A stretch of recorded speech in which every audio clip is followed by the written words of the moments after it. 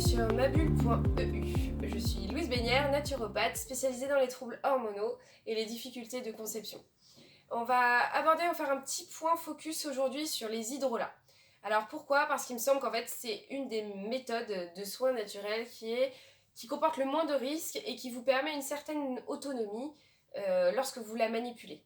En effet, il y a beaucoup de gens qui se lancent aujourd'hui dans l'automédication à base d'huile essentielle. Et moi, ce que je constate, c'est que souvent, elles sont mal utilisées et parfois avec des effets même contre-productifs. Donc vraiment vigilance avec les huiles essentielles. Et du coup, ce que je voudrais vous proposer, c'est plutôt une alternative avec moins de risques.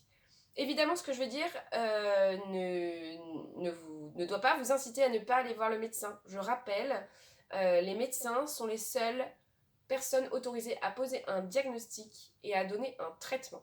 Voilà, ça, il ne faut absolument pas le perdre de vue. Néanmoins, vous pouvez quand même essayer d'atténuer vos maux du quotidien avec des petites choses et vraiment, je pense que les hydrolats sont une bonne piste. Donc pour travailler la question, moi il y a un ouvrage que j'apprécie, qui est tout à fait abordable, qui est l'hydrolathérapie de Lydia Bosson.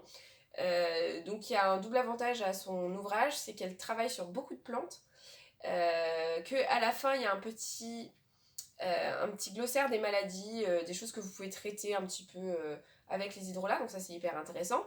Et puis vous allez avoir aussi l'impact psycho-émotionnel des plantes. Donc ça c'est une autre manière aussi d'envisager la phytothérapie, c'est de se dire que la plante c'est plus que la somme des parties, ça agit sur la physiologie du corps et aussi sur l'émotionnel.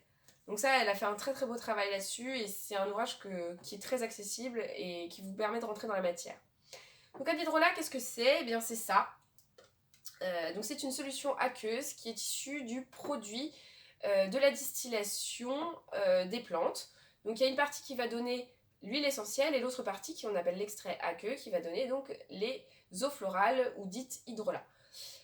La composition d'un hydrolat est similaire à celui de l'huile essentielle, mais pas tout à fait, parce qu'en fait il y a certains composants qui sont que hydrosolubles. Donc on va retrouver que dans les hydrolats en fait, tout simplement.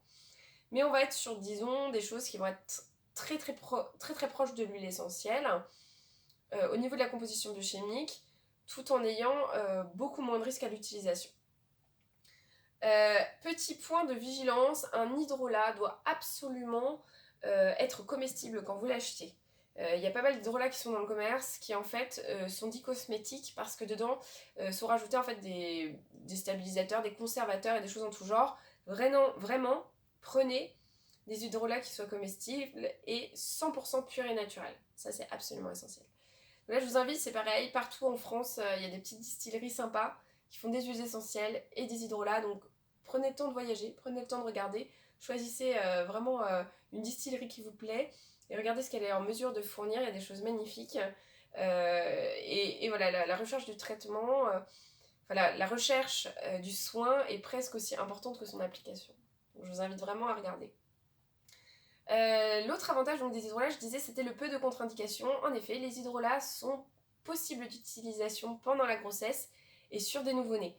Donc, je pense par exemple sur les bébés, il va y avoir tout ce qui va être les dents. L'hydrolat de camomille est particulièrement efficace, enfin du moins ça l'a été pour mes enfants. Et puis on va avoir tout ce qui est érythème fessier, lavande, rose, des choses comme ça qui vont en fait vraiment être en application cutanée vraiment très intéressante. Au géranium, je pense par exemple pour tout ce qui va être l'eczéma chez des enfants qui en sont couverts, ça peut être vraiment intéressant.